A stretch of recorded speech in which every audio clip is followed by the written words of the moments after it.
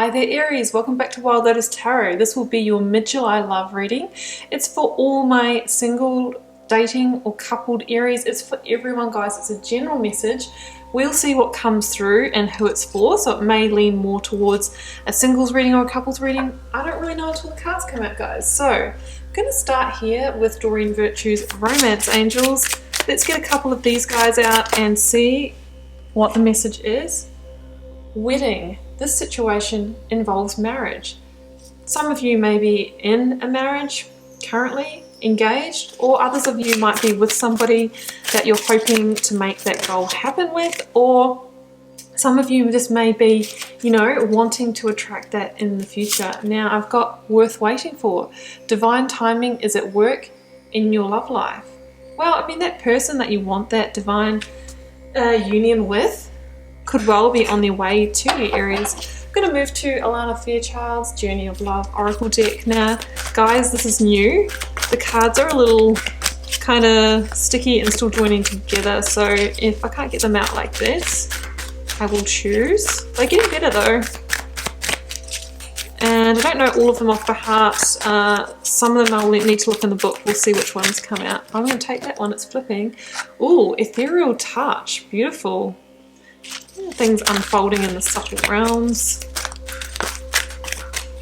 I love the imagery on these. Such beautiful abstract paintings. Oh, this one here too. Let the feminine lead the way. Oh, very much Empress energy, divine feminine, goddess energy.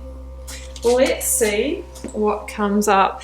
And you know what? That goes whether you're male or female, guys. We both embody, you know, the divine masculine, the divine feminine energy, and sometimes it doesn't matter what our gender is, one of those can get out of balance. We really want to make sure that we're embodied and balanced within ourselves, so that we're not really outsourcing that to a partner or seeking that in the partner. Oh my goodness, guys. The Empress is at the bottom of the deck. Just as I was saying, that's very much the Empress energy, guys. That, you can't make this stuff up, Aries.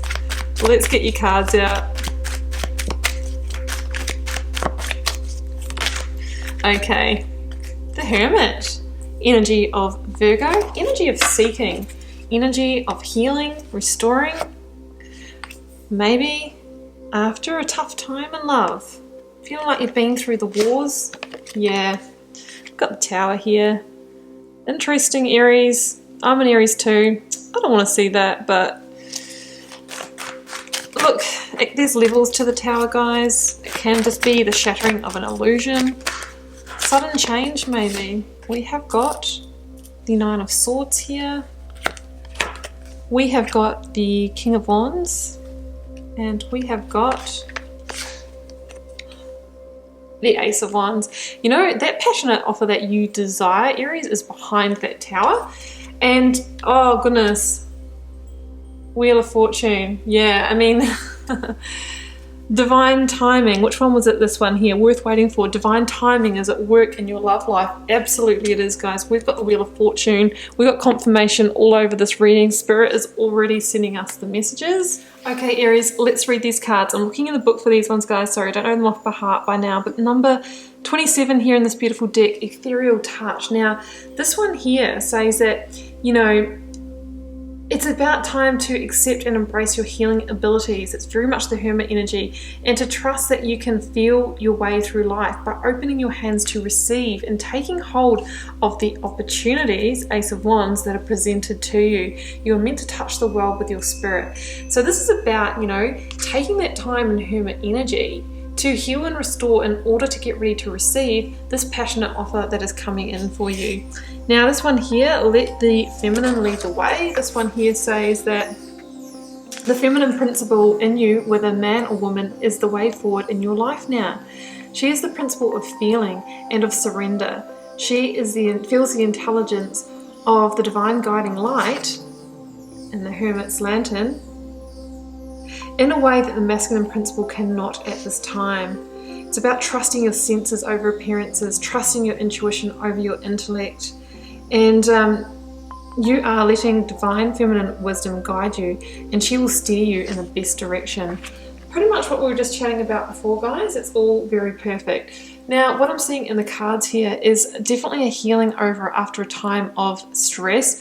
Now, this could be for people that are in a current committed marriage or connection, or it could be for singles as well. I'll try and read it both ways, guys. Generally, I see the top line as your energy, the bottom line here as your person, but we read it as a whole. So in your person's energy, we've got the Nine of Swords. In yours, we've got the Hermit. So if you are currently partnered, we see there could have been a time of stress here. That Nine of Swords can be the anxieties, the over-analyzing, you know, it's the intellectual energy of the mind kind of running away with you. So there could have been, you know, a lack of communication. So your person's, you know, mind is kind of, you know, maybe making up the stories, running on the scripts, that kind of thing. There could have been an argument that has gone down because you, Aries, are in hermit mode, which is really retreating, taking that time within to seek answers, to really figure out what you want. Maybe you have been considering whether you want to carry on with this connection or whether you want to follow a new path. You know, the Hermit is, you know, is seeking the answers within to light that lantern to see the path forward. So you could have lost your way in a current connection if you're in one. If you are currently single, there could have been some stress over the fact that you've been flying solo for some time, maybe 9 months, maybe 9 years with the Hermit energy, guys. There could have been some anxiety over, you know, a connection with a Virgo person in the past as well, which could be the reason why you're single and you've chosen to be. But there is a sense here in this reading that divine, you know, divine intervention is happening, divine timing and guidance is on your side, and potentially there is going to be somebody that's entering your sphere. So that's how I'm seeing that energy here. Aries, you know, the thing about that Hermit energy is it is really a healing journey. There could have been a sort of a spiritual awakening after a dark night of the soul that's come after hurt in a situation. But there's this idea that the more you seek the answers and the wisdom, the more that star energy burns in that lantern and that path forward is revealed. The star energy is also the healing, the energy of rebirth, of healing, of divine wish fulfillment. So there is a sense here that you are really starting to call in your divine counterpart, you know, and there's a sense that it's coming into divine timing for that. Now, Nine of Wands in your energy here, Aries, it really says that you've definitely weathered the storm when it comes to love and romance.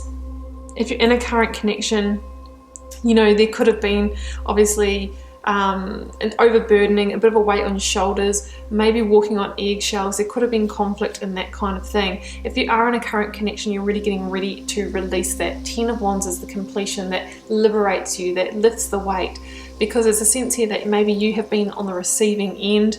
You know, that's why you've got those bandages, those war scars, that kind of thing. And this is a 9 as well. So we've got 9, 9, oh, we've got 3 9s, 9, 9, 9, and then we've got a 10 over here with the Wheel of Fortune. It's the Wheel of Fortune that's going to be the completion. It's going to end the karmic contract. It's saying, you know, it's long enough, too long here spent in the 9 energy, Aries, you know, the not quite, almost complete but not quite. You know, what are you trying to get over the line here? Are you going to end this connection? What are you doing here? It's really time to let the Tower fall. I think there's something that you're clinging onto here, right? If you are single, it could just be a belief that needs to be shattered about not being worth it, or not being worthy of love, or I still need to heal, I still need to retreat. This is saying, hey, that time's over. It's really time for you to come back to the world, because there's somebody here that is worth waiting for, that wants to come and give you this passionate offer. Now, you could be dealing with a Leo, potentially a Sagittarius or Aries as well, but generally the King of Wands is a Leo energy. You might be dealing with somebody who is very much in King energy, more dominant, an authoritarian kind of figure. The King of Wands can be an entrepreneur, a business owner, somebody who is really calling the shots. It's somebody who is quite fiery, passionate, enthusiastic, somebody who's really, you know, knows the opportunities to seek, eyes on the prize. So that could be somebody that you're dealing with. And if you are coupled with a Leo and Aries, you know, it's a very passionate combination, but it also can be like when those arguments erupt, it's fire on fire, right? Explosion, like, you know, pyrotechnics kind of situation, and that might be why you kind of weathered that storm. You're a bit battered and bruised. Like, it can be a very intense combination. So that could be why we see that kind of Nine of Wands energy, sort of really feeling it, really been through the wars with this one. Now over here we've got the Tower and the Ace of Wands. So there is either a new passionate beginning to be had in a current connection, or there is a King of Wands coming in for you, Aries, to end your period of singledom, to end that period of 999, and to offer you a passionate new beginning, a wand of love, of passion, of fire. Sparks could fly, but there's a sense that there's a tower in the way. There's something in the way of you receiving this wand. Now, Aries, I think it could be a self-limiting belief or an illusion around love if you are single. The tower can be, it's a shattering of an illusion. If you are partnered, you know, it could be that something needs to give in this relationship. There's something fundamental that needs to shift and change in order to get things back on track, right? Because the tower is sort of saying that there's something here that's out of alignment, that doesn't fit anymore. Square tower, round crown. Something doesn't fit. It's time to move into the new paradigm, to release thoughts, feelings, situations, people that are no longer matching you on your energy, right? Maybe if you're in a partnership, you just might not be growing at the same level, at the same rate. There needs to be a shift, right? That's the shift that needs to happen. There's a tower that needs to fall. But behind that is a beautiful new passionate beginning. Ace of Wands, you know, it's getting the spark back. It's sensuality, it's sexuality, you know, reconnecting with that divine feminine energy, guys, getting this back on track. But it is the potential, so we still need to take the inspired action in order to actually make this happen. So if it is a new beginning in a relationship, we're going to need to let the tower fall. We're not going to patch it up. We are going to start something brand new, a brand new direction. And it's very difficult to do that when you've been relating to each other in a specific way. There might be the need for self-development work, for therapy, for counseling, whatever it is for you. If Aries, you're single and you're wanting to accept a romantic offer, there is something that needs to give in your reality, right? The shattering of illusion, something is holding you back from it and it needs to fall. And it could be holding on to a past connection. Maybe it's holding on to the hurt.